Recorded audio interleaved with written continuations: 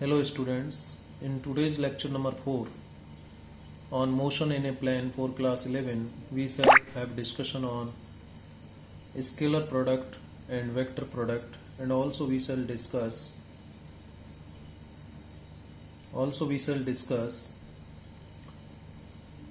velocity, instantaneous velocity, acceleration, average acceleration and instantaneous acceleration in case of motion in a plane.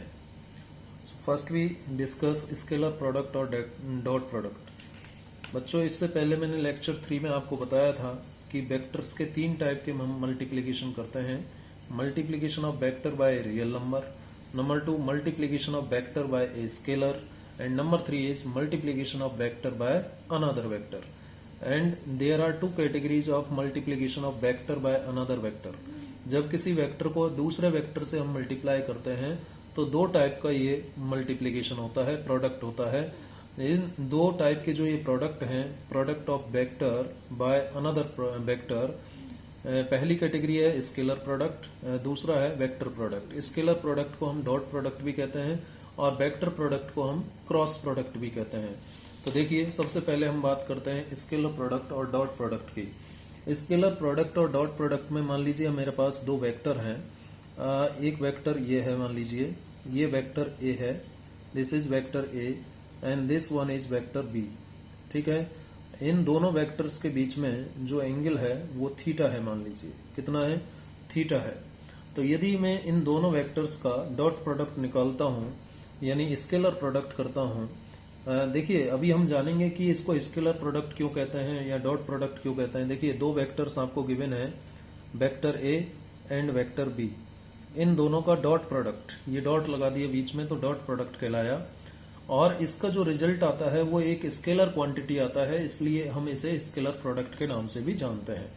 ध्यान दीजिए 2 vectors मैंने लिए, vector A and vector B, जिनके बीच का angle theta है।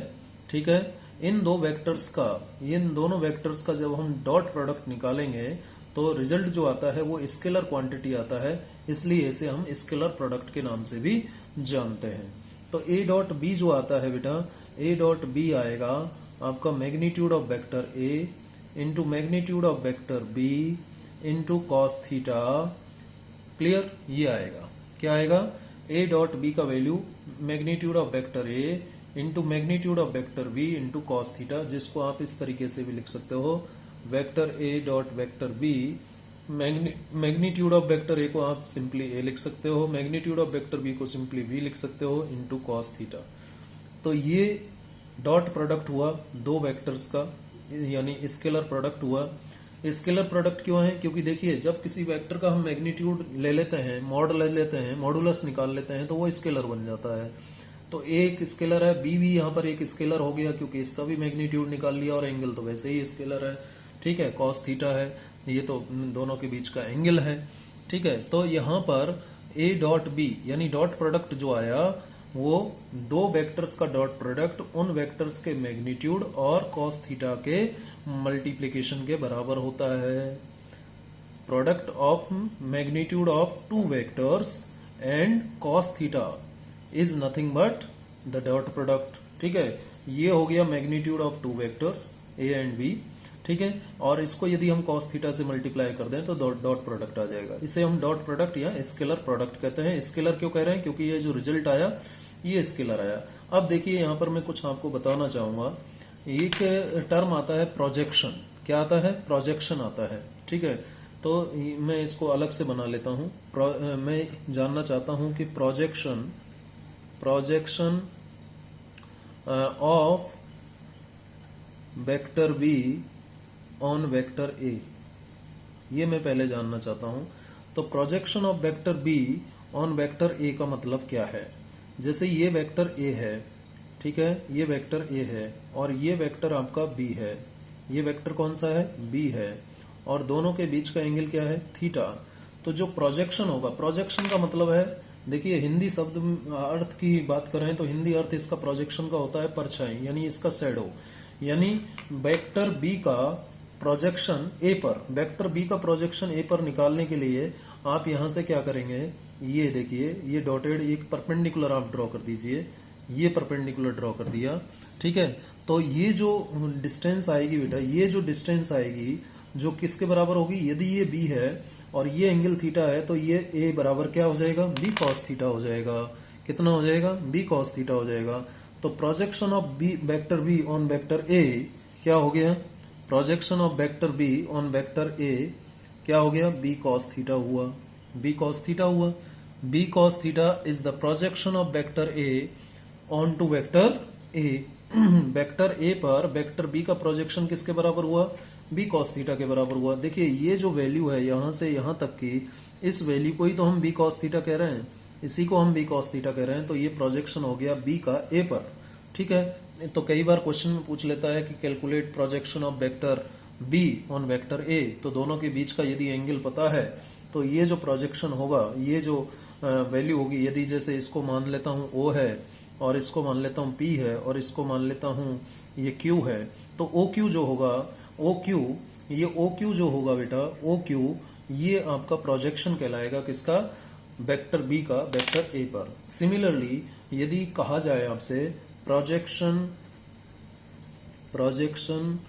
Of vector A on vector B, यदि vector A का प्रोजेक्शन पूछे वेक्टर बी पर, तो फिर से आप इन दोनों वेक्टर्स को ड्रॉ कर दीजिए। देखिए ये वेक्टर ए है, ये वेक्टर ए है, ठीक है, ये वेक्टर ए है और ये वेक्टर बी था आपका, ये वेक्टर बी था, ठीक है। दोनों के बीच का एंगल कितना था, थीटा। तो वेक्टर ए का प्रोजेक्शन हमें चाहिए वेक्टर बी पर।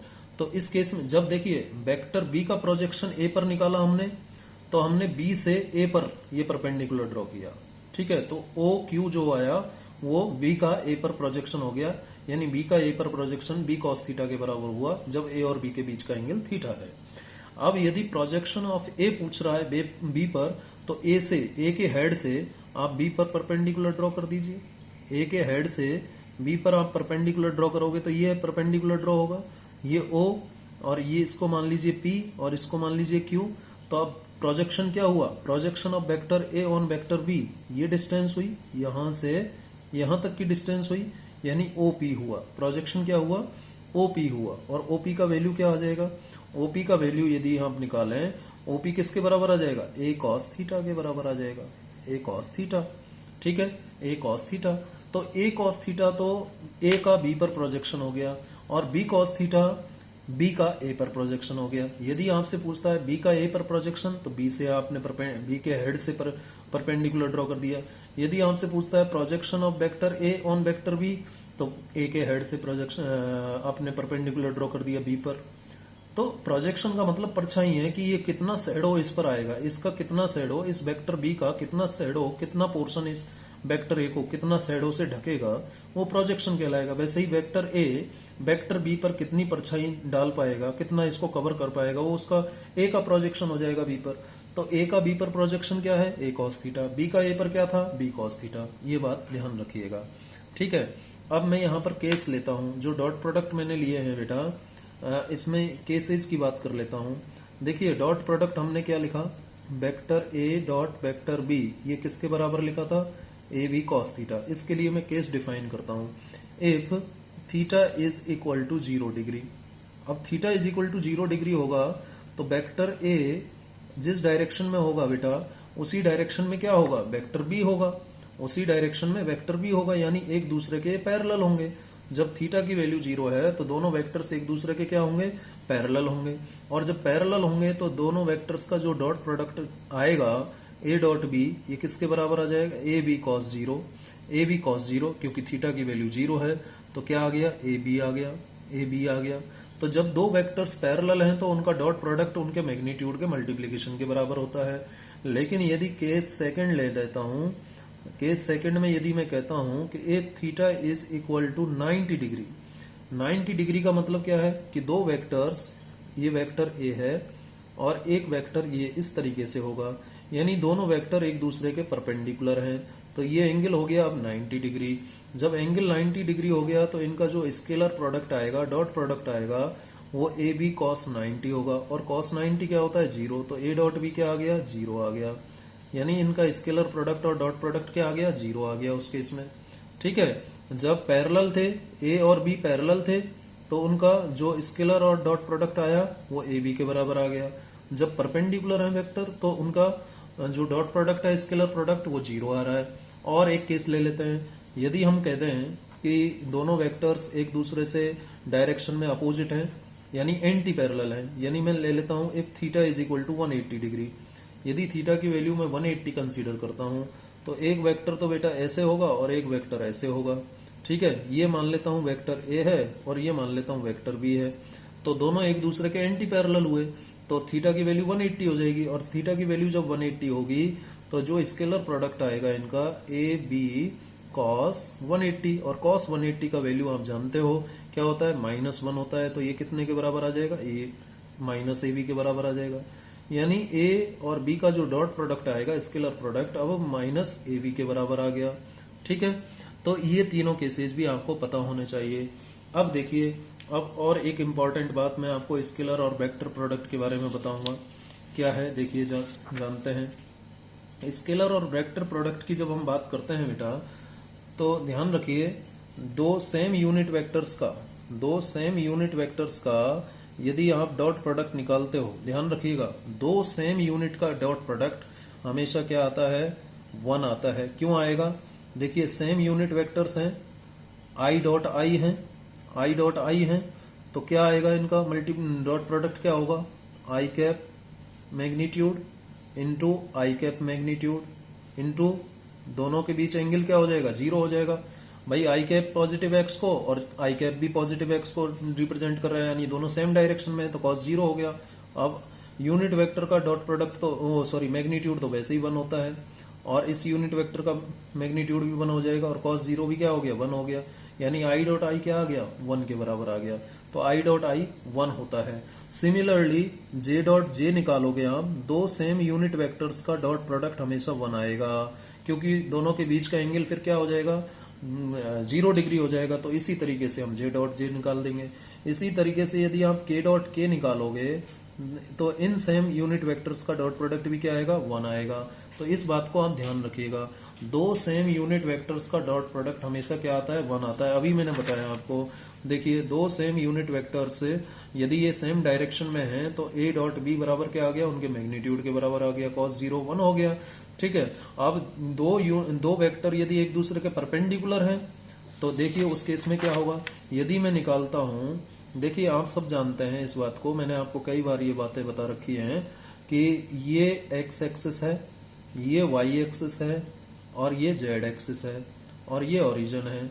एक्स डायरेक्शन में जो यूनिट वेक्टर होता है वो आई कैप, वाई डायरेक्शन में प्लस वाई डायरेक्शन में यूनिट वेक्टर जे कैप होता है, और प्लस जेड डायरेक्शन में यूनिट वेक्टर के कैप होता है। और नेगेटिव एक्स की बात करें तो माइनस आई कैप, नेगेटिव वाई की बात करें तो नेगेटिव जे कैप, और नेगेटिव जेड की बात करें तो minus K cap unit vector होगा।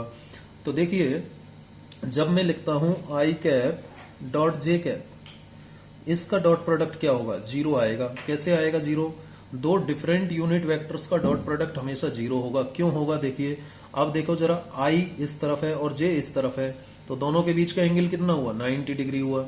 तो I cap dot J cap निकालना आप फॉर्मूले से क्या लिखेंगे, आई कैप का मैग्नीट्यूड इंटू जे कैप का मैग्नीट्यूड इंटू कॉस क्या हो जाएगा, 90 हो जाएगा, क्योंकि आई और जे, आई तो प्लस एक्स में है और जे आपका प्लस वाई में है, तो दोनों के बीच का एंगल कितना हुआ, 90, कॉस 90 क्या होता है, 0, तो ये रिजल्ट क्या आ गया, 0 आ गया। वैसे ही यदि आप जे कैप डॉट के कैप करोगे, जे कैप डॉट के कैप, देखिए जे कैप बाई डायरेक्शन में और के कैप प्लस जेड डायरेक्शन में। आप सब जानते हैं कि एक्स वाई और जेड एक दूसरे के परपेंडिकुलर होते हैं, तो यहां भी कॉस क्या आ जाएगा, 90 आ जाएगा, तो ये भी रिजल्ट क्या आ जाएगा, 0 आ जाएगा। आप चाहे आप निकाल लीजिए के कैप डॉट आई कैप, ये कर लीजिए, के कैप डॉट आई कैप 0 आएगा। वैसे ही याद नहीं रखना है बेटा, ये देखिए कॉन्सेप्ट लग रहा है यहाँ पर, दो डिफरेंट यूनिट वेक्टर्स का जब भी आप डॉट प्रोडक्ट निकालोगे तो वो 0 आएगा। क्यों आएगा, क्योंकि वो एक दूसरे के परपेंडिकुलर होते हैं। अब आप कहेंगे सर यदि जे कैप डॉट एक आई कैप निकालूं तो तब भी तो 0 ही आएगा। जे कैप डॉट आई कैप, भाई जे कैप और आई कैप के बीच में एंगल क्या है, 90 है। कैसे पता लगा कि जे कैप तो पॉजिटिव वाई में डायरेक्शन में होता है और आई कैप पॉजिटिव एक्स डायरेक्शन में होता है, तो पॉजिटिव वाई और एक्स एक दूसरे के परपेंडिकुलर होते हैं, तो 0 ही आना है।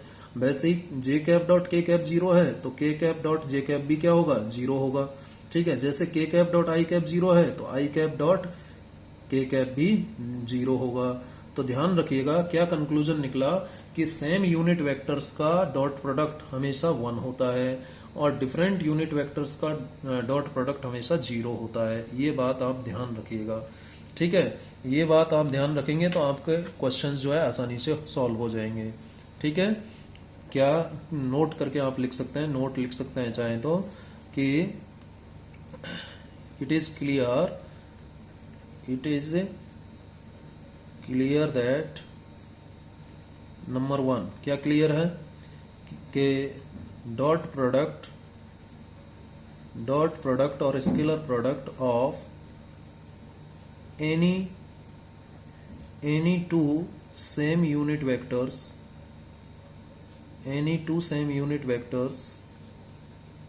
is always क्या होता है, हमेशा 1 होता है, is always 1, ठीक है। दो सेम यूनिट वेक्टर्स का डॉट प्रोडक्ट हमेशा 1 होता है, जबकि यदि आप बात करते हो dot product of any two different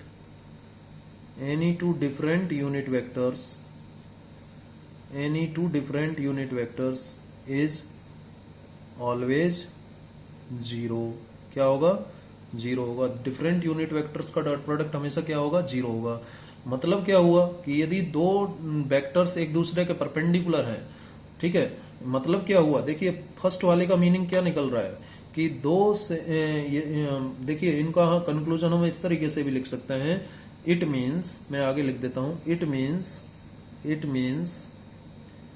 means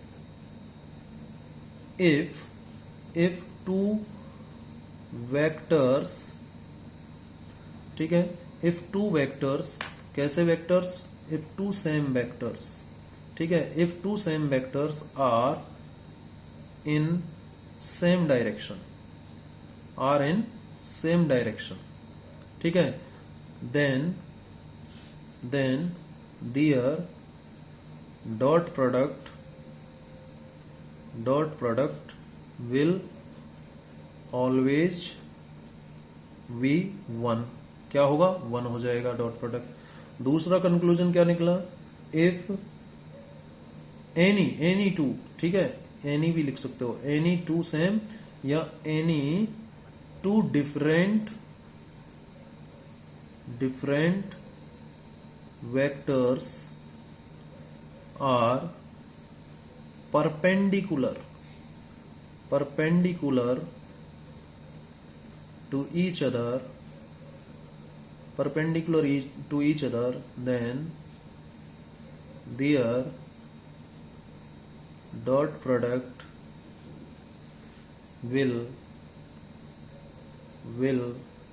always be 0, उनका डॉट प्रोडक्ट क्या हो जाएगा, 0 हो जाएगा उस केस में, ठीक है।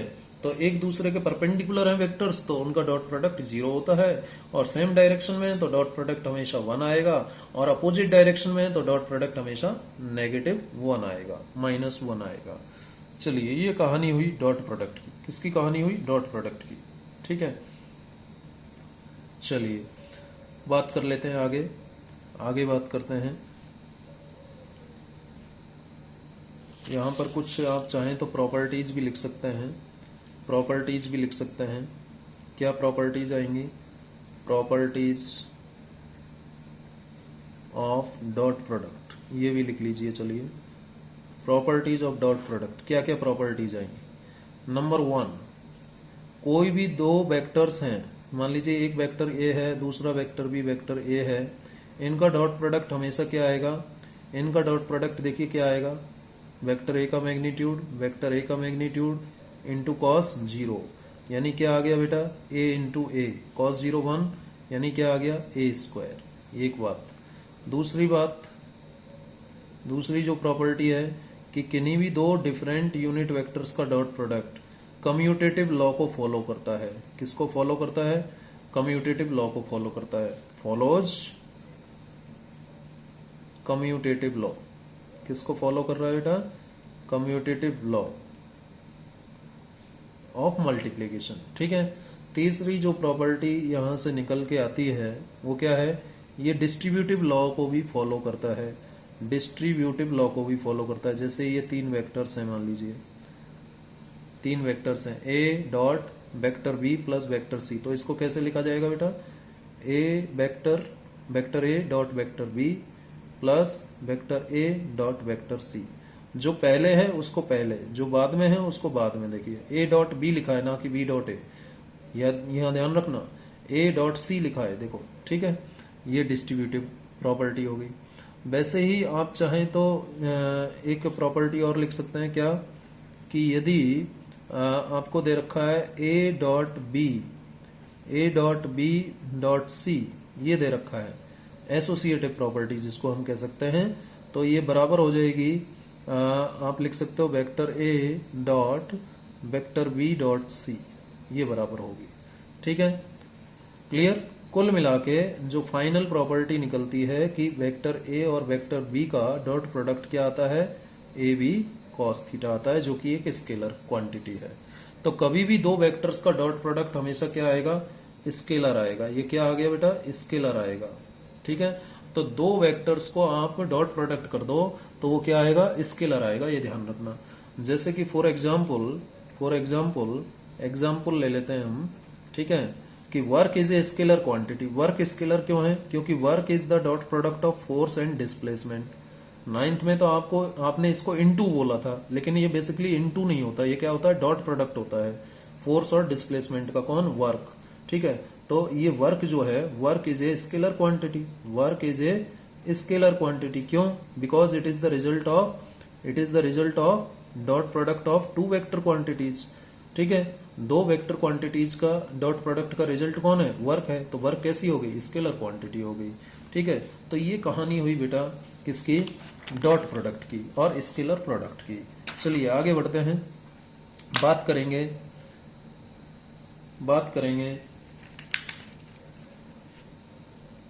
वेक्टर प्रोडक्ट और क्रॉस प्रोडक्ट। ठीक है, वेक्टर प्रोडक्ट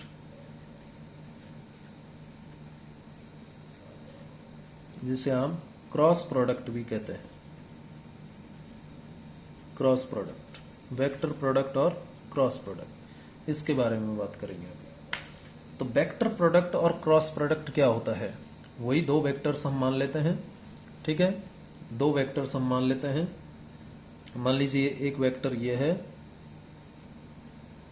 ठीक है, और एक वेक्टर ये है, दोनों के बीच का एंगल थीटा है। क्या है, थीटा।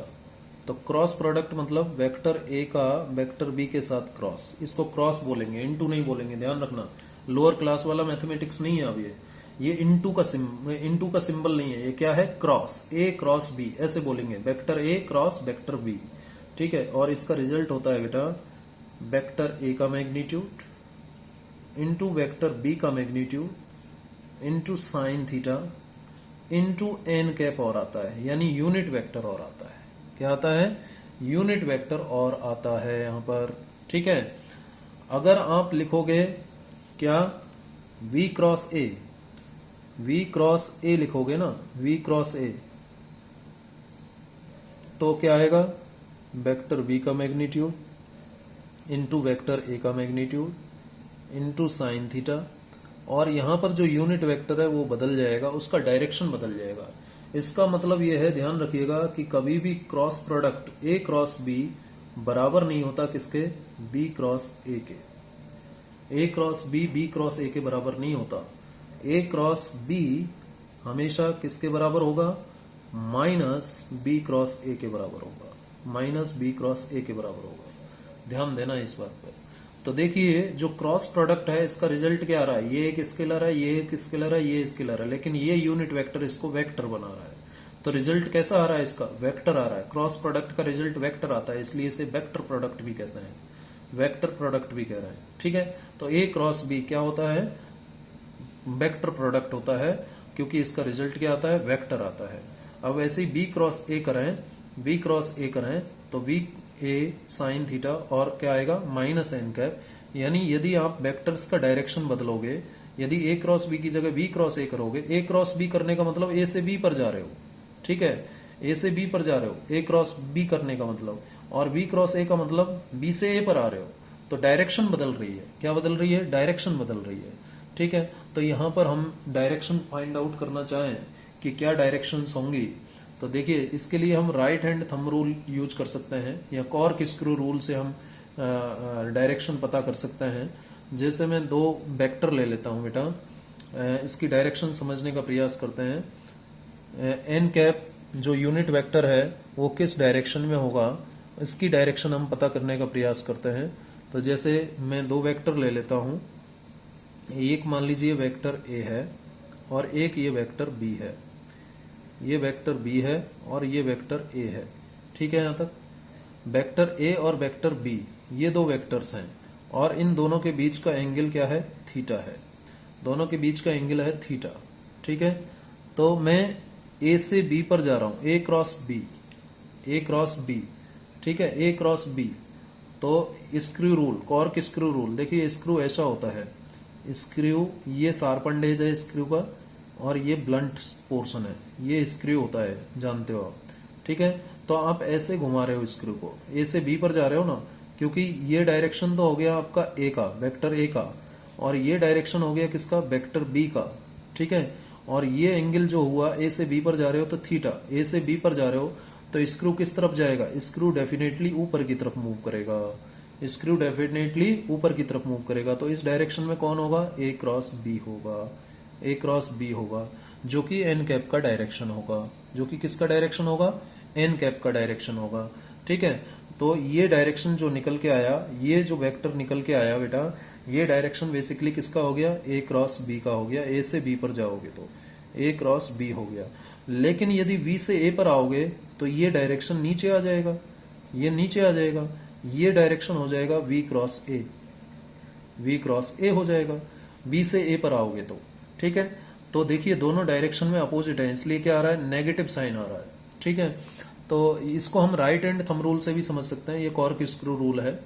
ठीक है, राइट हैंड थंब रूल से समझें तो देखिए जैसे मैं ये मान लीजिए ये मेरा राइट हैंड है और ये थंब है, थंब को ऊपर रखता हूं और फिंगर्स ऐसे हैं, ऐसे घूम रही हैं फिंगर्स। ठीक है, कहां से कहां जा रही हैं? मान लीजिए ए से बी पर जा रही हैं, ए से बी पर जा रही हैं। ठीक है, ये मान लीजिए, ये मान लीजिए ये ए है और ये बी है।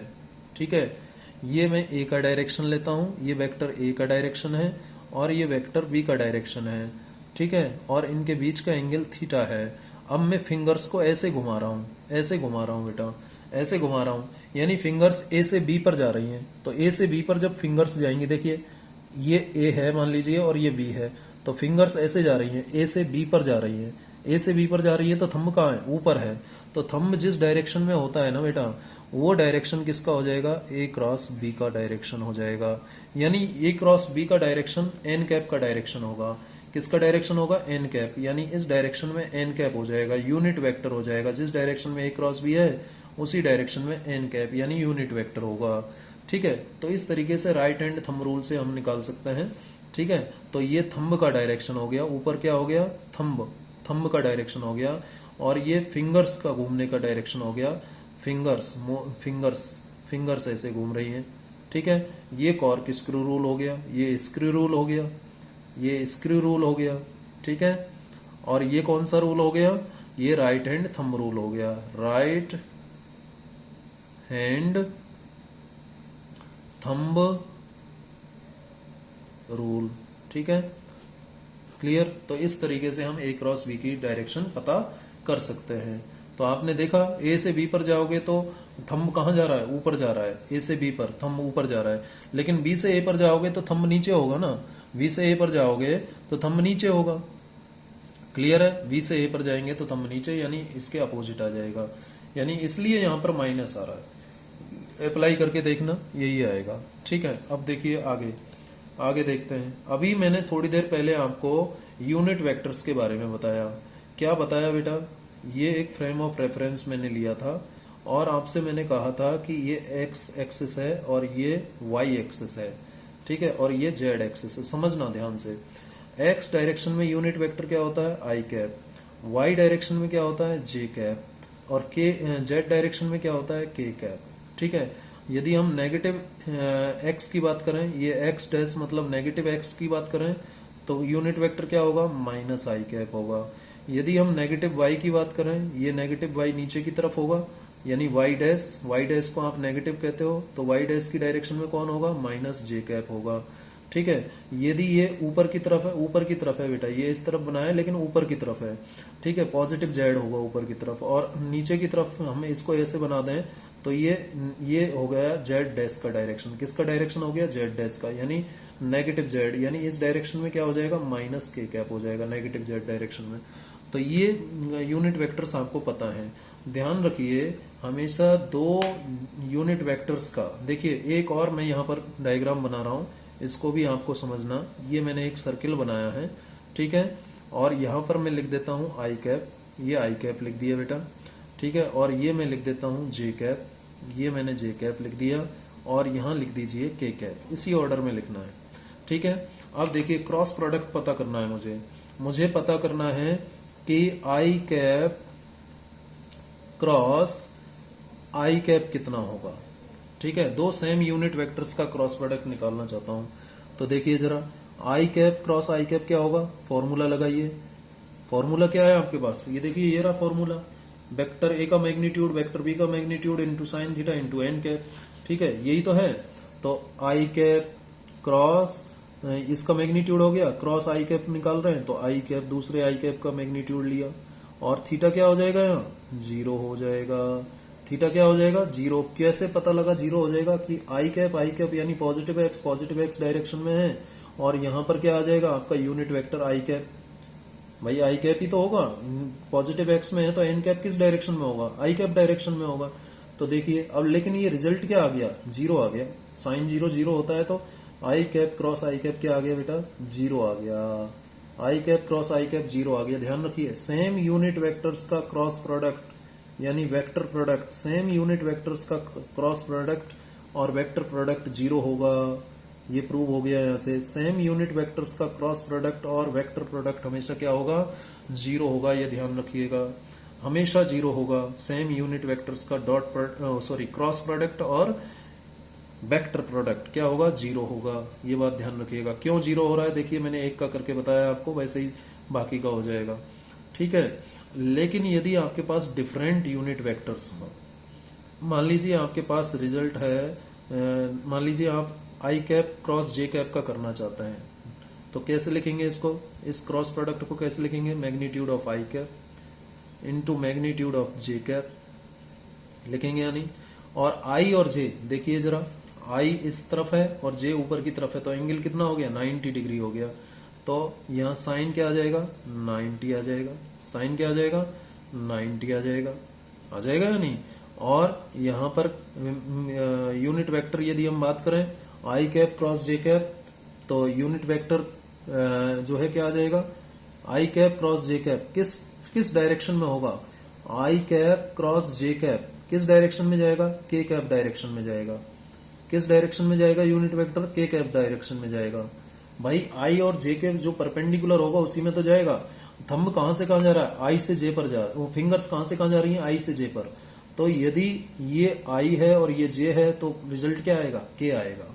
यदि आप ऐसे बढ़ रहे हो, एंटी क्लॉकवाइज जा रहे हो ना बेटा, एंटी क्लॉकवाइज, तो नेगेटिव हमने ये क्या लिख दिया, ओहो उल्टा लिख दिया बेटा, ये उल्टा लिख दिया है हमने। आप इसको ऐसा कीजिए, ये आई कैप, इसको आप जे कैप मान लीजिए, इसको आप जे कैप मानिए और इसको आप के कैप मानिए, ऐसा करिए। ठीक है, थोड़ा सा सिमेट्री के लिए। तो जब एंटी क्लॉकवाइज मूव करोगे तो नेगेटिव आएगा, ध्यान रखना। और जब क्लॉकवाइज मूव करोगे ना बेटा, तो आएगा पॉजिटिव रिजल्ट। ठीक है, जब एंटी क्लॉकवाइज मूव करोगे तो रिजल्ट आएगा नेगेटिव, जब क्लॉकवाइज मूव करोगे तो आएगा पॉजिटिव रिजल्ट। ये ध्यान रखना, ये आई, ये जे और ये के। ठीक है, अब देखो क्या कर रहे हो आप, आई से कहां जा रहे हो, जे पर जा रहे हो। आप ऐसे मत कह देना जे से आई पर, आई से जे पर, जो पहले है उससे जा रहे हैं और जो बाद में है उस पर जा रहे हैं। आई से जे पर जा रहे हैं, तो आई से जे पर गए तो कैसे जाना पड़ेगा, आई से जे पर जाने के लिए क्लॉकवाइज। तो रिजल्ट क्या आ जाएगा, तीसरा यूनिट वेक्टर आएगा जो कि कैसा होगा, पॉजिटिव होगा। तो देखिए आ गया, आई कैप का मैग्नीट्यूड 1, जे कैप का मैग्नीट्यूड 1, साइन 91 और ये कितना आ गया के कैप। तो I cap cross J cap तीसरे यूनिट वेक्टर के बराबर हो गया, प्लस रिजल्ट आया, पॉजिटिव रिजल्ट आया। लेकिन यदि आप, ये बात हो गई एक, ठीक है। लेकिन यदि आप जे कैप क्रॉस आई कैप करते, जे कैप क्रॉस आई कैप करो, तो जे कैप क्रॉस आई कैप करोगे तो रिजल्ट क्या आएगा, जे कैप का मैग्नीट्यूड इंटू आई कैप का मैग्नीट्यूड इंटू साइन 90 होगा, अभी भी होगा या नहीं होगा, साइन 90 होगा। लेकिन जो यूनिट वेक्टर के कैप है ये माइनस के कैप हो जाएगा, क्या हो जाएगा, माइनस के कैप। तो रिजल्ट क्या आएगा, माइनस के कैप आएगा, किसका, जे कैप क्रॉस आई कैप का। देखिए जे और आई हैं तो ये तो निश्चित है कि रिजल्ट के आएगा, लेकिन के पॉजिटिव आएगा या नेगेटिव आएगा ये डिपेंड करेगा कि आप आई से जे जा रहे हो तो पॉजिटिव और जे से आई जा रहे हो तो नेगेटिव। अब देखो जे से आई जाना है, इससे भी देख लेते हैं हम। जे से आई जाना है तो कैसे चलेंगे, नेगेटिव चलेंगे। तो नेगेटिव चलेंगे भाई ऐसे एंटी क्लॉकवाइज चलोगे जे से आई पर जाने के लिए। एंटी क्लॉकवाइज जब चलते हैं तो रिजल्ट कैसा आएगा, नेगेटिव आएगा। तो किस नेगेटिव के बराबर आएगा, minus K cap, minus K cap आ गया। तो ये ध्यान रखिएगा आप, ये भी रिजल्ट आपको मिल गया। वैसे ही यदि आप करोगे, मान लीजिए यदि आप कहते हो कि आपको निकालना है, मान लीजिए जे कैप क्रॉस के कैप, जे कैप क्रॉस के कैप, जे कैप क्रॉस के कैप किसके बराबर आएगा, आई कैप। अब आई कैप पॉजिटिव होगा या नेगेटिव देख लीजिए जरा। जे कैप क्रॉस के कैप, जे से के पर जाने के लिए कैसे चलना पड़ा, क्लॉकवाइज चलना पड़ा, और क्लॉकवाइज के लिए मैंने क्या बता रखा है, पॉजिटिव आएगा, यानी पॉजिटिव आई कैप के बराबर आएगा। ठीक है, पॉजिटिव आई कैप के बराबर आएगा। लेकिन यदि मैं कहूं के कैप क्रॉस जे कैप, के कैप क्रॉस जे कैप, तो के कैप क्रॉस जे कैप क्या आएगा, सीधे इससे पता कर लिया करो, हालांकि ऐसे भी सॉल्व कर सकते हैं, ठीक है। लेकिन के कैप क्रॉस जे कैप, के कैप और क्रॉस जे कैप, तो कैसे चलना पड़ेगा के से जे पर जाने के लिए, एंटी क्लॉकवाइज। एंटी क्लॉकवाइज चलेंगे तो क्या आएगा, नेगेटिव आएगा। रिजल्ट क्या आएगा, माइनस आई कैप, माइनस आई कैप आ जाएगा। ठीक है, क्लियर। वैसे ही यदि मैं कहूं कि के कैप क्रॉस आई कैप क्या होगा, के कैप क्रॉस आई कैप, तो सिंपल सी बात है कि जे कैप के बराबर होगा, लेकिन जे कैप पॉजिटिव होगा या नेगेटिव। अब के से आई पर जाओ, के क्रॉस आई है ना, के कैप क्रॉस आई कैप है, तो के क्रॉस आई, के क्रॉस आई, के से आई पर जाओगे तो कैसे चलोगे आप, क्लॉकवाइज चलोगे, और क्लॉकवाइज के लिए रिजल्ट कैसा आएगा, पॉजिटिव। किसके बराबर आएगा, प्लस जे कैप। और यदि आई कैप क्रॉस के कैप करते, आई कैप क्रॉस के कैप करते, तो रिजल्ट क्या आता, रिजल्ट क्या आता, माइनस जे कैप आता, माइनस जे कैप आता। क्यों आता नेगेटिव, क्योंकि आई से के पर जाना है तो एंटी क्लॉकवाइज चलना पड़ेगा, तो नेगेटिव आएगा रिजल्ट। तो इस तरीके से इन बातों को ध्यान रखना, ये रिजल्ट्स आपको ध्यान रखने हैं। देखिए सेम यूनिट वेक्टर्स का क्रॉस प्रोडक्ट हमेशा 0 होता है, लेकिन डॉट प्रोडक्ट 1 आ रहा था, और डिफरेंट यूनिट वेक्टर्स का क्रॉस प्रोडक्ट हमेशा तीसरा यूनिट वेक्टर होता है, जो कि पॉजिटिव हो सकता है, जो कि नेगेटिव हो सकता है। ठीक है, ये बात आप ध्यान रखिएगा। ठीक है, एक आपको मैं बात बताऊं, जैसे कि दो वेक्टर्स दे रखे हैं तो उनको कैसे सॉल्व करें, वो भी जरा मैं आपको बता देता हूं। मान लीजिए दो वेक्टर्स आपको दे रखे हैं, जैसे कि मैं कह देता हूं कि वेक्टर ए है, वेक्टर ए है, वेक्टर ए का वैल्यू मान लीजिए मैं कह देता हूं कि A1 आई कैप प्लस A2 जे कैप प्लस A3 के कैप, ये है। ठीक है, और एक है वेक्टर बी, वेक्टर बी इसका वैल्यू दे रखा है आपको B1 आई कैप प्लस B2 जे कैप, ठीक है, प्लस B3 के कैप, ये दे रखा है बेटा। अब आपसे कह दिया कि vector A cross vector B, ये क्रॉस प्रोडक्ट निकालिए।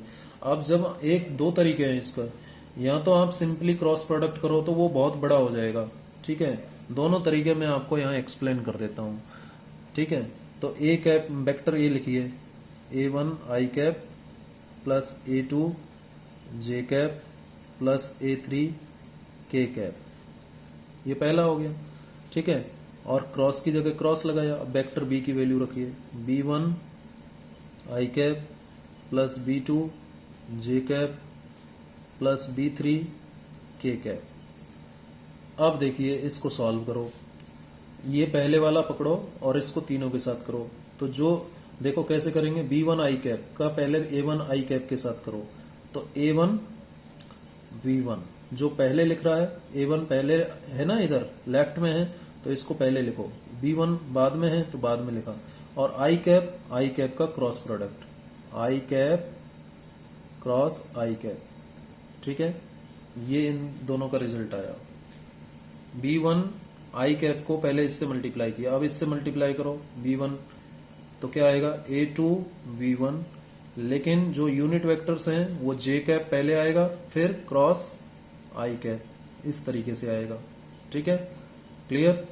अब इसका इसके साथ करो, प्लस A3 V1, देखिए ऑर्डर ध्यान रखना, A3 पहले आया, B1 बाद में आएगा, जो लेफ्ट में है वो पहले, जो राइट में है वो बाद में। अब लेफ्ट में जो यूनिट वेक्टर है इनके साथ वो K कैप है, और राइट में जो यूनिट वेक्टर है वो आई कैप है, इन दोनों का क्रॉस प्रोडक्ट। अभी तो केवल हमने इसको तीनों के साथ किया है, ऐसे ही इस दूसरे वाले को करो इन तीनों के साथ, तो प्लस V2 J कैप को इसके साथ करें तो A1 V2, याद रखना ऑर्डर नहीं टूटना चाहिए, जो लेफ्ट में है वो पहले, जो राइट में है वो बाद में। जैसे V2 J कैप को हमने क्रॉस प्रोडक्ट करना है किसके साथ, A1 आई कैप के साथ, तो A1 B2 और आई कैप क्रॉस J कैप ऐसे लिखेंगे, प्लस अब B2 J कैप को A2 J कैप के साथ करो तो A2 B2, और क्या हो जाएगा, J cap cross J cap, ठीक है। अब B2 J कैप को इसके साथ करो तो A3 V2, और क्या आएगा, K cap cross J cap, ये दूसरे वाले को हमने तीनों से मल्टीप्लाई कर दिया। अब इस तीसरे वाले को करो, ऑर्डर ध्यान रखना, मैं बार बार कह रहा हूं, ऑर्डर ध्यान नहीं रखोगे तो गलत हो जाएगा। V3 K कैप को A1 आई कैप से करो तो A1 V3 आई कैप क्रॉस K कैप, ये आया, प्लस V3 K कैप को इससे करो A2 V3 J cap cross K cap, ये आया, प्लस V3 K कैप को इससे करो A3 V3 और K cap cross K cap, ये आ गया। अब इसको सॉल्व करो, ये क्या चल रहा है आपका, A cross B, left side में vector A cross vector B, ये निकाल रहे हो। अब देखो जहां सेम यूनिट वेक्टर्स का क्रॉस प्रोडक्ट है उसको तो आप जीरो लिख सकते हो सीधे, यानी ये वाली टर्म जीरो हो गई, पहली टर्म जीरो, प्लस दूसरी टर्म देखिए A2 V1 J cap cross I cap. अब J से I पर जाना है तो J से I पे जाना है तो देखो जरा, J से I पे जाना है तो एंटी क्लॉकवाइज चलना पड़ेगा, एंटी क्लॉकवाइज में रिजल्ट नेगेटिव आएगा, यानी माइनस K कैप के बराबर आएगा। J cap cross I cap क्या आएगा, minus K cap, minus K cap, ठीक है, plus A3 V1 K cap cross I cap. अब K कैप से I कैप पर जाना है, K कैप से I कैप पर जाइए, ये K कैप से I कैप पर जाना है तो क्लॉकवाइज चलना है, और क्लॉकवाइज चलने पर रिजल्ट पॉजिटिव आएगा, K cap cross I cap बराबर प्लस J कैप आ जाएगा, प्लस J कैप, तो प्लस J कैप आ गया, ठीक है।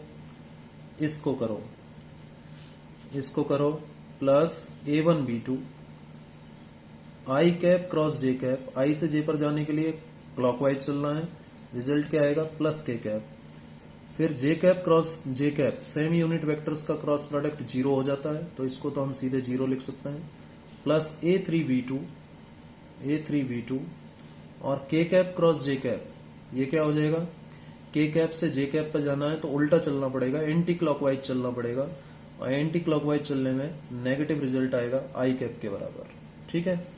मैं सीधे लिख रहा हूं, आप उससे डायग्राम से देख के लिख सकते हैं, जब आप बार बार करेंगे तो प्रैक्टिस हो जाएगी। A1 B3, लास्ट वाला कीजिए, A1 B3 I cap cross K cap, I cap से K कैप पर जाना है तो एंटी क्लॉकवाइज चलना पड़ेगा, कैसे चलना पड़ेगा, देखिए I कैप से K कैप पर जाना है तो एंटी क्लॉकवाइज चलना पड़ेगा, रिजल्ट नेगेटिव आएगा, यानी माइनस J कैप आएगा, रिजल्ट माइनस J कैप आएगा, ठीक है, plus A2 V2 J cap cross K cap, J cap cross K cap, clockwise चलेंगे, रिजल्ट आएगा plus I cap, plus A3 VK into K cap cross K cap, K cap cross K cap same unit vector है, result zero हो जाएगा, ठीक है, ये आ गया। अब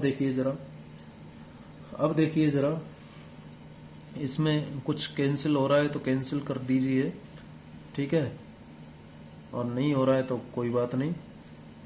ए vector A cross vector B, देखिए आई कैप वाले कोफिशिएंट को देखो पहले, ये आई कैप का एक घेरा और ये घेरा, यानी आई कैप का A2 B2, और इसको लिखूं माइनस को इसके साथ ले आऊं तो -A3 V2 और बाहर आ जाएगा आई कैप, ये आ गया, ठीक है।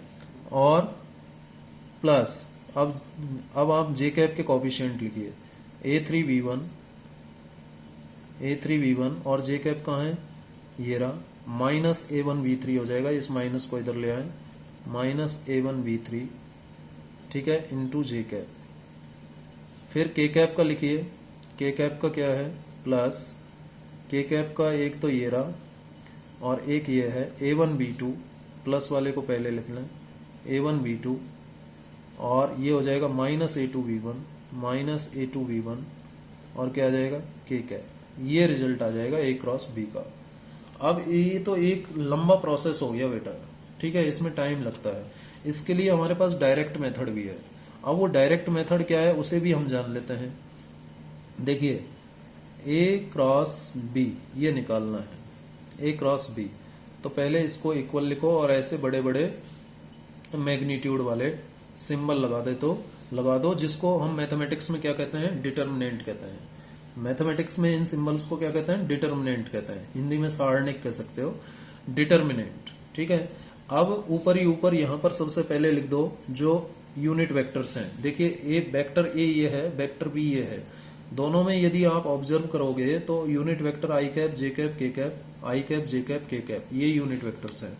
तो सबसे पहले ऊपर थोड़े थोड़े गैप पर आई कैप लिखा, फिर गैप पर जे कैप लिख दिया, फिर गैप पर के कैप लिख दिया, इस तरीके से लिख दो, ठीक है। अब फिर ए वेक्टर ए को लीजिए, वेक्टर ए का आई कैप का कोफिशिएंट यहाँ लिखिए, वेक्टर ए का जे कैप का कोफिशिएंट यहाँ, वेक्टर ए का के कैप का कोफिशिएंट यहाँ लिखिए। अब वेक्टर ए में देखिए, ये वेक्टर ए है, इसमें आई कैप का कोफिशिएंट A1 है, जे कैप का कोफिशिएंट A2 है, के कैप का कोफिशिएंट A3 है, तो लिख दीजिए इनको, ये A1 था आई कैप का कोफिशिएंट, और ये A2 और ये A3, ठीक है। अब लिखेंगे हम बी, वेक्टर बी में आई कैप जे कैप और के कैप के कोफिशिएंट यहां लिखेंगे। तो वेक्टर बी में देखो आई कैप का कोफिशिएंट V1, जे कैप का B2 और के कैप का B3, तो इनके कोफिशिएंट लिख दीजिए B1 V2 V3, ठीक है, ये लिख दिया। अब इसको सॉल्व करने का तरीका देखिए, देखिए ये आई कैप लिखो यहाँ पर, पहले आई कैप लिख दिया, फिर ब्रैकेट ये वाला लगाया। अब क्या करना होता है, अब आप इसको छुपा लो ऐसे, ठीक है, और इसको छुपा लो, इस दूसरे वाले को भी छुपा लो, ये छुपा लिया दूसरा वाला, ये दो छुपा लिए, ठीक है, ये दो छुपा लिए, तो क्या दिख रहे हैं आपको, देखो कौन कौन सा छुपाया मैंने, मैं आई कैप का कोफिशिएंट निकालना चाह रहा हूं, तो ये वाली लाइन छुपानी है आपको एक तो, और ये वाला, इसको कहते हैं रो, ये जो मैंने पेंसिल रखी है ये हॉरिजॉन्टल कहलाती है रो, और ये वर्टिकल क्या कहलाते हैं, कॉलम। तो इस रो को छुपा लीजिए, ठीक है, ये रो को छुपा लीजिए और पहले वाले कॉलम को छुपा लीजिए। तो देखिए क्या दिखाई दे रहा है, A2 A3 B2 B3, ठीक है, A2 A3 B2 B3, पहले इसको लिख लीजिए। तो यहां पर यही वाला सारणिक लगा दो, छोटा वाला डिटर्मिनेंट, क्या दिखाई दे रहा था, A2 A3 और B2 V3, थोड़ा डिस्टेंस पर लिख दिया इनको हमने इस तरीके से, ठीक है, ये लिख दिया। फिर लेते हैं बेटा माइनस जे कैप, ध्यान रखना, पहले प्लस आई कैप लिया फिर माइनस जे कैप लेंगे, ये ध्यान रखना, पहले प्लस आई कैप फिर माइनस जे कैप। अब इस माइनस जे कैप के आपको कोफिशिएंट लिखने हैं। देखिए क्या करेंगे, माइनस जे कैप में ये वाला रो तो छुपाना है आपको, ठीक है। अब जे कैप है तो इसके लिए सेकंड कॉलम को छुपा लीजिए, सेकंड कॉलम को छुपाया, जे कैप वाले कॉलम को छुपाया, तो A1 A3 दिखाई दे रहा है, तो A1 A3 लिखा, और नीचे क्या दिखाई दे रहा है, B1 B3, ये B1 V3 लिख दिया, V1 B3, A1 A3 लिख दिया, ये दिखाई दे रहे हैं, और B1 B3 दिखाई दे रहे हैं, ये लिख दिया। फिर आएगा प्लस के कैप बेटा, फिर प्लस के कैप आएगा, ध्यान रखना, फिर प्लस आता है, क्या आता है, प्लस आता है, देखो प्लस माइनस प्लस ऐसे चलना है। अब देखिए के कैप का निकालना है, तो ये वाली तो रो छुपानी है आपको हमेशा, और के कैप के लिए ये वाला कॉलम छुपाना है, तो ये रो छुपाई पेंसिल से और ग्रीन पेन से मैंने ये कॉलम छुपा दिया। अब देखो क्या क्या दिखाई दे रहा है, A1 A2 B1 B2। तो A1 A2 और B1 B2। ठीक है, समझ में आ गया यहाँ तक। चलिए इतना आप लिख देंगे, ये प्लस ये माइनस ये प्लस, ये ध्यान रखिए। इसको हमने इस तरीके से सॉल्व कर दिया। अब आगे कैसे सॉल्व करें, आई कैप, अब ये वाला ब्रैकेट लगाओ। अब इसमें कैसे चलते हैं, पहले इसका इससे मल्टीप्लाई करते हैं, ध्यान रखिए। पहले ये मल्टीप्लाई करते हैं A2 B3, A2 को B3 से मल्टीप्लाई किया, फिर माइनस A3 B2, ऐसे लिखेंगे इसको, ध्यान रखिए। ठीक है, माइनस जे कैप, माइनस जे कैप। अब इसमें पहले मैंने किसको बताया, पहले इसको मल्टीप्लाई करो। ठीक है, पहले इसको मल्टीप्लाई करो, तो इसको मल्टीप्लाई करोगे तो क्या आएगा, A1 B3 minus A3 B1, हमेशा माइनस आएगा देखो अंदर, फिर प्लस के कैप है। अब पहले कौन मल्टीप्लाई होगा, अभी मैंने बताया पहले ये मल्टीप्लाई हुआ। इसमें यदि आपने गड़बड़ कर दी ना तो फिर रिजल्ट गड़बड़ आएगा, ध्यान रखना इसको। पहले इसको मल्टीप्लाई करो A1 V2 और फिर minus A2 B1, A2 V1। ये हमने क्रॉस मल्टीप्लाई किया, लेकिन क्रॉस मल्टीप्लाई का ऑर्डर आपको पता होना चाहिए। ठीक है, इस तरीके से आगे। अब देखो ये रिजल्ट वैसा ही आ रहा है जो रिजल्ट हमने ऊपर इतनी लंबी चौड़ी कैलकुलेशन करके लिखा था। देख लें, देखो जरा ये रिजल्ट देखो।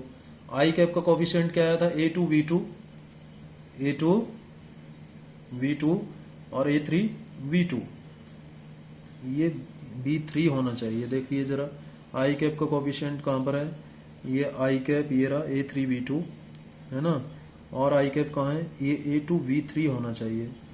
इसको चेक कर लेता हूँ, देखो A2 V2 नहीं होगा, ये A2 V3 होगा। V3 से मल्टीप्लाई कर रहे थे ना, ये ध्यान रखना।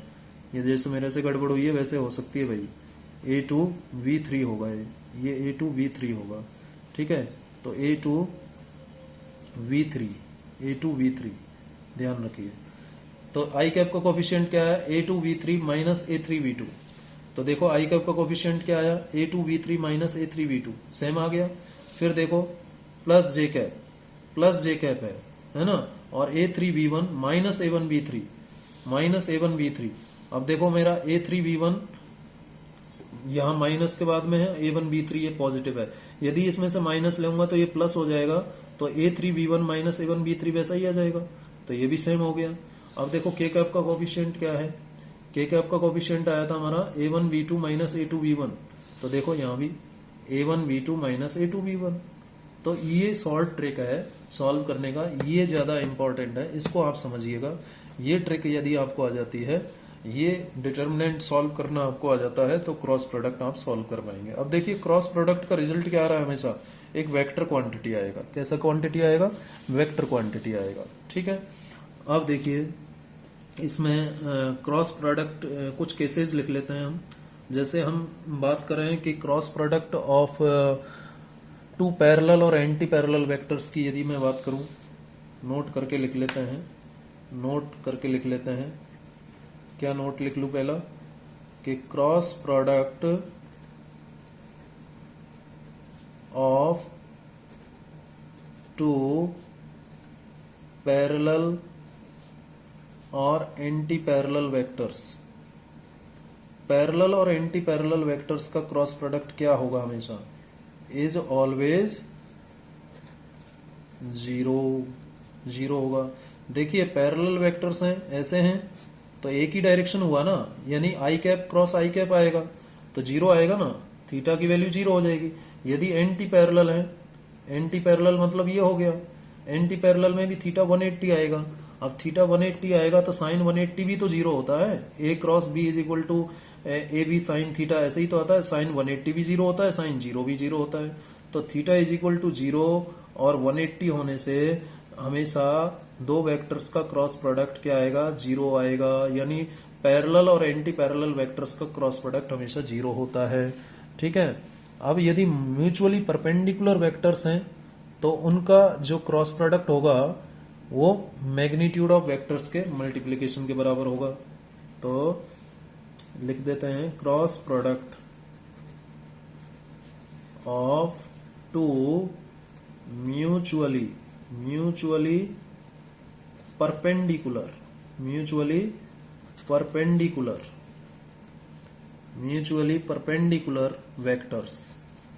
वेक्टर्स दो म्यूचुअली परपेंडिकुलर वेक्टर्स का क्रॉस प्रोडक्ट हमेशा किसके बराबर होगा?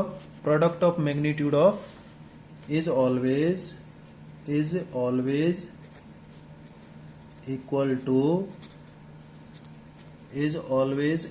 To product of magnitude of two vectors. मतलब क्या है? देखिए A क्रॉस B, यदि ये वेक्टर A है, ठीक है, और ये आपका वेक्टर B है, दोनों म्यूचुअली परपेंडिकुलर हैं, दोनों के बीच एंगल 90 डिग्री है, तो A क्रॉस B क्या लिखा जाएगा? वेक्टर A का मैग्नीट्यूड इंटू वेक्टर B का मैग्नीट्यूड इंटू साइन 90, यही तो लिखा जाएगा, इंटू एन कैप। तो क्या रिजल्ट आया बेटा? ए बी आया, और ये तो डायरेक्शन को बता रहा है एन कैप। तो रिजल्ट क्या आया? मैग्नीट्यूड ऑफ टू वेक्टर्स के मैग्नीट्यूड के बराबर आया, प्रोडक्ट के बराबर आया, ठीक है, A B into N cap आया, ठीक है। तो ये क्रॉस प्रोडक्ट हुआ, यानी जिससे हम वेक्टर प्रोडक्ट भी कहते हैं। तो ये कहानी बेटा मैंने आपको बताई, ये आपको समझाने का प्रयास किया कि डॉट प्रोडक्ट क्या होता है, क्रॉस प्रोडक्ट क्या होता है। अब आई थिंक आप आसानी से जो है ये क्वेश्चन सॉल्व कर पाएंगे। मैं आपको एक क्वेश्चन सॉल्व करके दिखा देता हूं इनके ऊपर। जैसे एक क्वेश्चन ले लेता हूं, वेक्टर ए का वैल्यू मान लेता हूं I cap plus 2j cap minus K cap, and vector B है, मान लीजिए I cap plus 2j cap minus 3k cap. मान लीजिए ये वेक्टर्स हैं, मुझे निकालना है calculate magnitude of vector A, magnitude of vector B, dot product of vector A and vector B, और निकालना है मुझे cross product of vector A and vector B, और चाहिए मुझे angle between A and vector B. ये सारी चीजें चाहिए। तो देखिए 1 बाई 1 बड़ा आसान सा सवाल है, सॉल्व करते हैं इसको। वेक्टर ए दे रखा है, मैग्नीट्यूड ऑफ वेक्टर ए चाहिए। मैग्नीट्यूड ऑफ वेक्टर ए क्या होता है? अंडर रूट, मैंने आपको बता रखा है।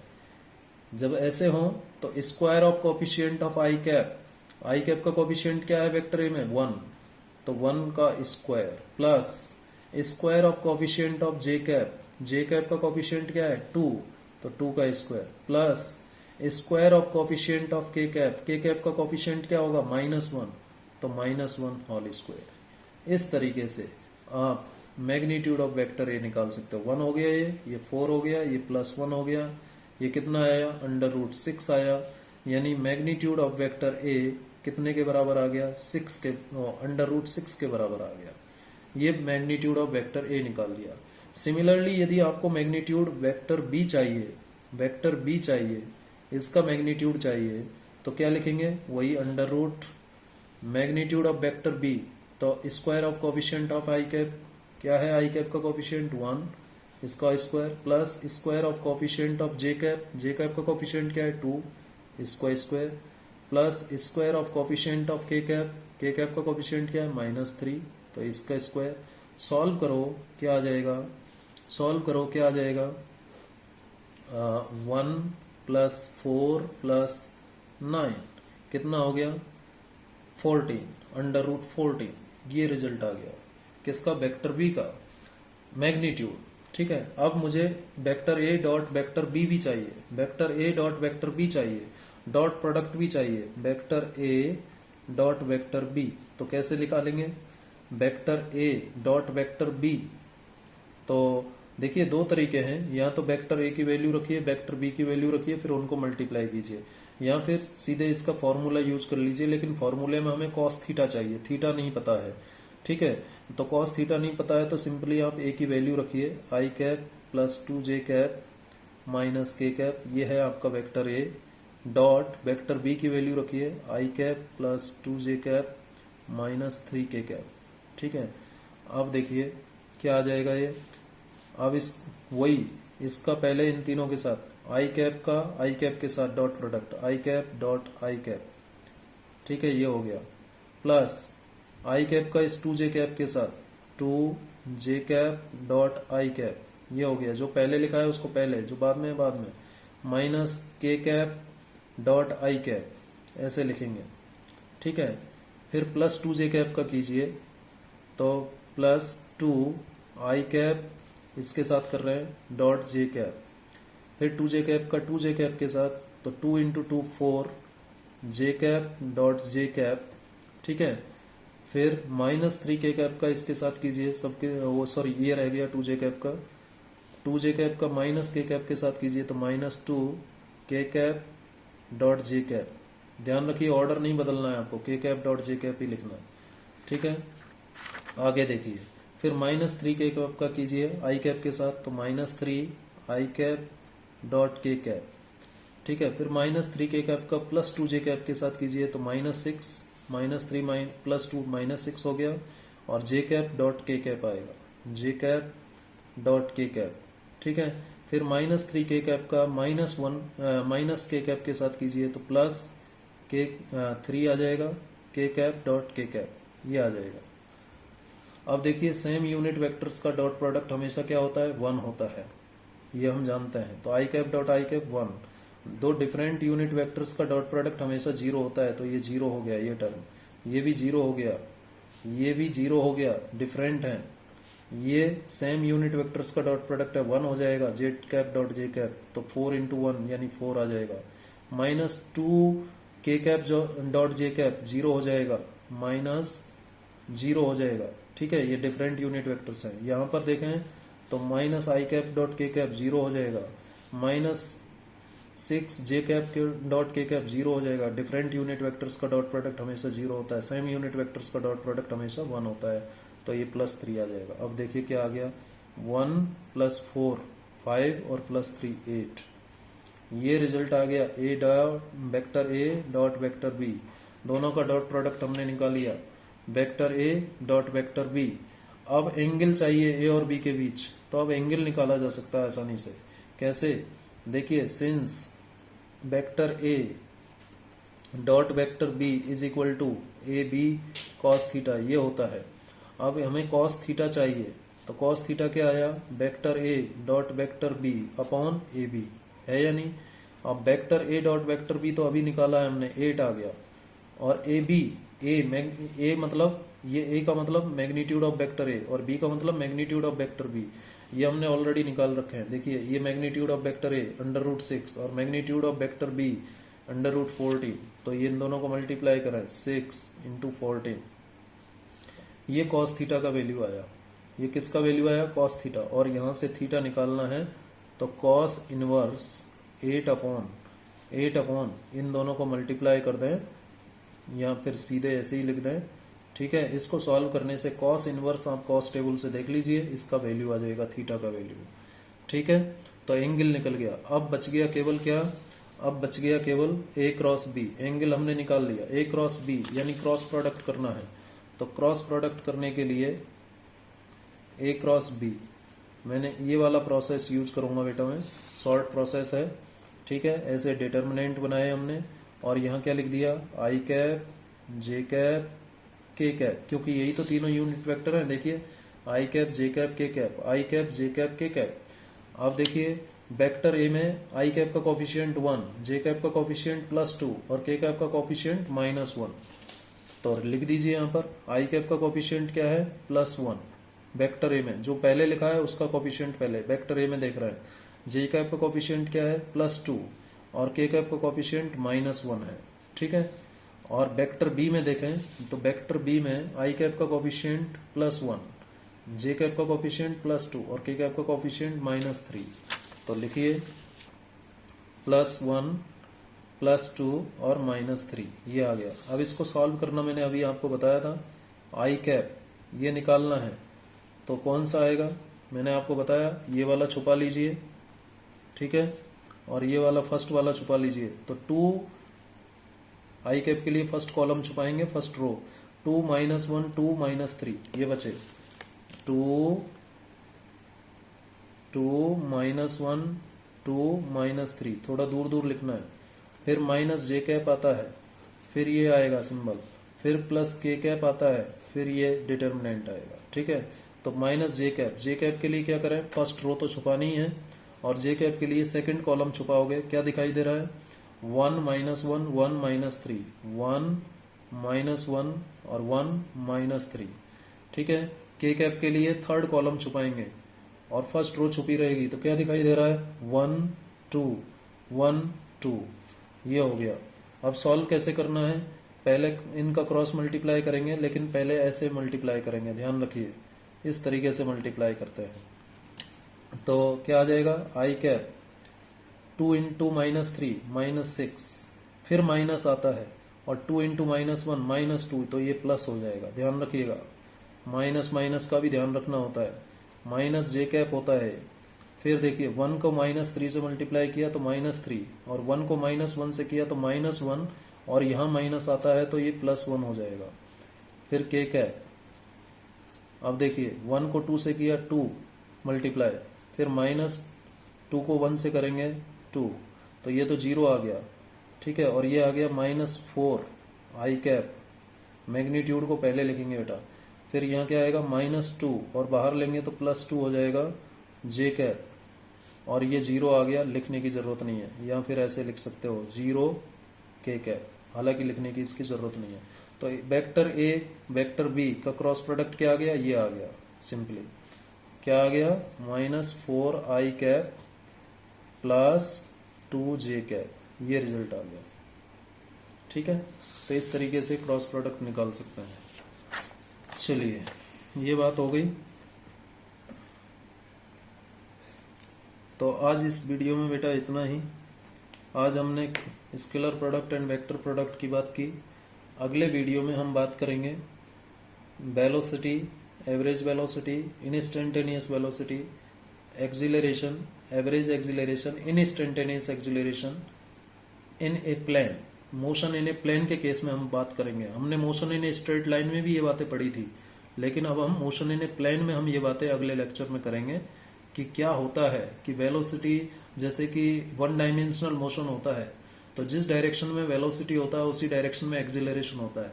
लेकिन यदि मोशन इन ए प्लेन है तो जो वेलोसिटी का डायरेक्शन है और एक्सीलरेशन का डायरेक्शन है वो अलग अलग होता है। इसे हम देखेंगे, जानेंगे, समझेंगे, ठीक है। तो आप सभी का बहुत बहुत धन्यवाद।